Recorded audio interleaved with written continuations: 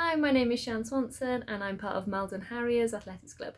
I've been involved in athletics as an athlete for over 15 years, competing for the Welsh national team over the last 10 years. Now taking on more of a coaching role. I look forward to sharing some athletic events that you can try at home. Hi everyone, welcome to event 1, which is the standing long jump. What you need is an open space. I've chosen to do it out in the sun, in the garden. You can do it in your living room, kitchen, bedroom, wherever there's a bit of space for you to do this. You also need some sort of measuring device, so a tape measure, or a tape measure that you'll find in a tool bag somewhere in the house, or even a ruler, something that you can measure it with, okay? First thing you need to do is you need to find yourself some sort of line, okay? I'm going to be using the path over here.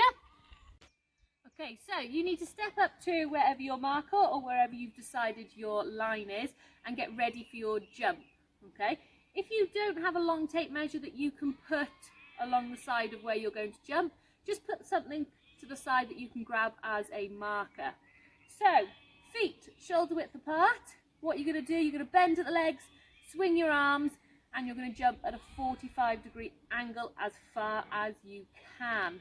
Okay, so looking straight ahead, bend at the knees and swing and jump as far as you can. So before you move your feet, you need to make sure that your marker is at your heel, and then you can either measure it from here or you can use a tape measure or the ruler backwards to where you started. So that is 2 meters and 10. Okay, that's what I've done. What can you do?